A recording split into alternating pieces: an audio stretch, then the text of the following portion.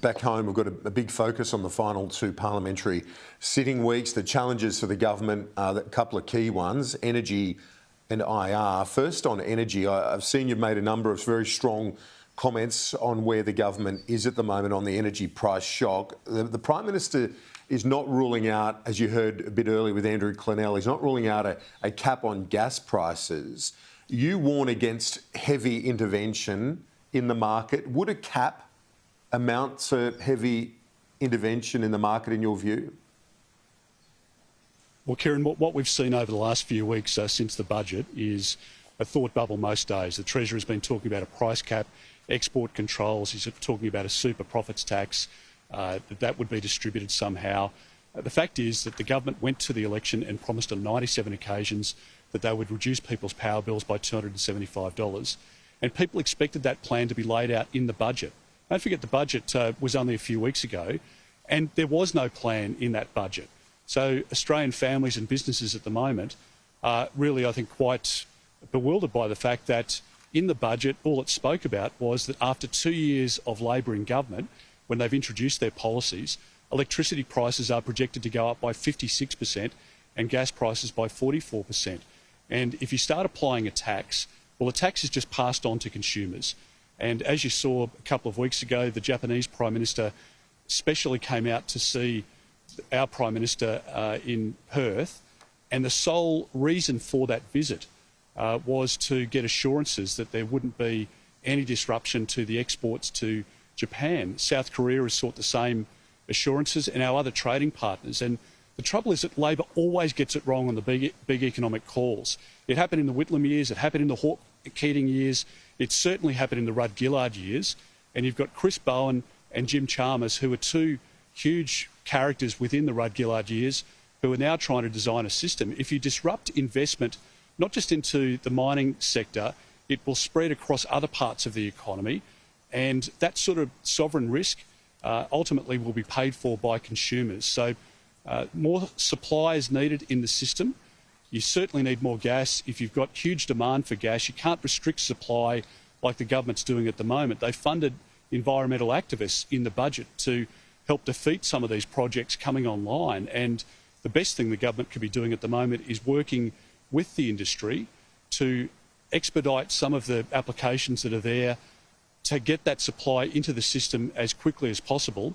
But applying new taxes and export controls and all of these measures will only lead to higher prices for consumers. Why shouldn't, just on the tax issue, why shouldn't the government generate additional revenue from an Australian resource where there are super profits? Well, Kieran, I mean, Wayne Swan tried this, right? And no profits no tax on the profits were realised. It's a Labor thought bubble. And let's see what they propose, because, as I say, they've aired every option. And the solution was supposed to be detailed in the budget. So the government doesn't know what it is that they want to do, and they understand that there is a risk with each of the options that they're looking at the moment. But one thing I do know is that if you restrict supply in a market where there's increasing demand, the price will go up. And if you stop the exports, or you start to make customers overseas believe that there's some chance of that export being, impacted upon or restricted or phased down over a period of time, you will have a knock-on consequence into other parts of the economy. So, as I say, when it comes to the big economic decisions, in an environment where inflation is projected to go to 8%, obviously interest rates are continuing to go north. You've got a situation where the government's trying to impose an economy-wide 1970s-style industrial relations system at exactly the wrong time. So you end up with a position where you get a perfect storm. And I really worry about what the government is doing to the Australian economy and what will happen over the next few years when families and small businesses just can't afford the sort of price increases that are projected. And I really do worry very much about the decisions that Labor is making and the broader economic impacts that will have on our economy. On that IR bill you referenced, Anthony Albanese this morning told Andrew Clennell that he's willing to have extra sitting days in order to get the IR bill through. He says He's committed to lifting wages and wants that through by Christmas. He says they're trying to get the balance right. It sounds like he might be open to further compromise. Is that encouraging? Well, Kieran, every independent, don't just look at what the Liberal Party's saying, but every independent has said that this process is completely rushed. Now, over the last 15 years, the union movement has given about $100 million to the Labor Party, and you're seeing now a policy that the union movement, only the union movement, is applauding. There was a job summit where there was supposed to be consultation with business. That was really just a smokescreen. And just so that businesses understand what's going on here, you have the ability in a shopping centre where you've got a Coles and a BWS and maybe a couple of other anchor tenants, and then you've got a dozen other smaller retailers, a delicatessen, a butcher shop, a fruit shop, etc. If the bigger companies come to an arrangement with the unions, that has the ability to be applied across the smaller businesses if they've got more than 15 employees. And I don't think those businesses have any contact with the union movement at the moment. And when you've got union leaders like John Setka from the CFMEU out applauding this legislation, you should start to worry.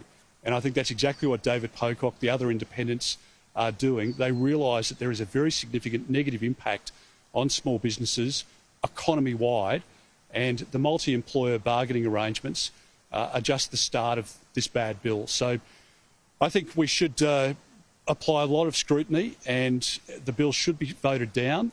I suspect in the end the government will do a deal with David Pocock, but it's not going to be good for business and it's not going to be good for the economy. And as I said before, it comes at exactly the wrong time.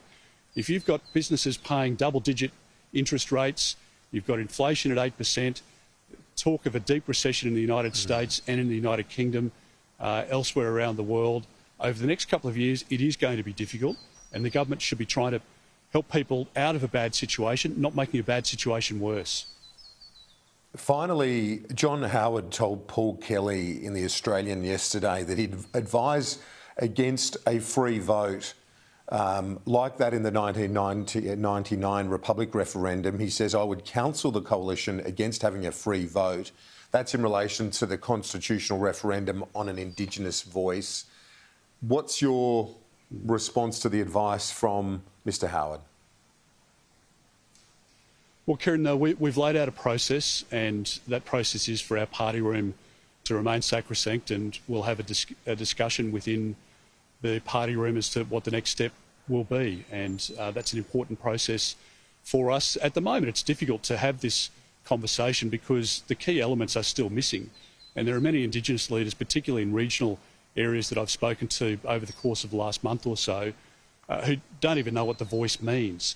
And they are very worried that it is essentially an elitist model. It's designed to represent a capital city view, not a regional and remote view. And I worry about the fact that the Prime Minister is refusing to release detail and now saying that there'll be a truncated process of information given out to the public. So you're not leaning hear more towards from a the free Prime vote? Minister.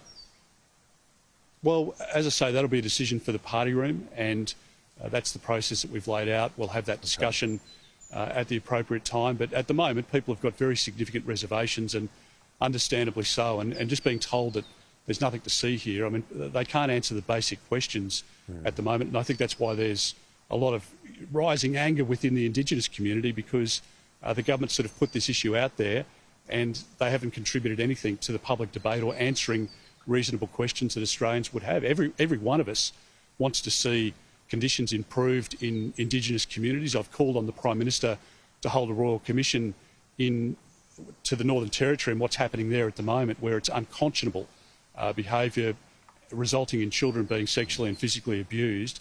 I want to see that issue resolved and issues like that resolved. That's truly a priority for me, and I know for most decent thinking Australians. So I hope the Prime Minister can do that we can get the answers, and that has to be a priority. I'm absolutely determined to make sure that we can keep the pressure on the government to deal with those issues, because our children are too important, and they need to, answer the basic questions. At the moment, they're trying to sort of, make people look the other way, Kieran, and it's too important an issue for that to be the approach. Peter Dutton, I appreciate your time. Thank you.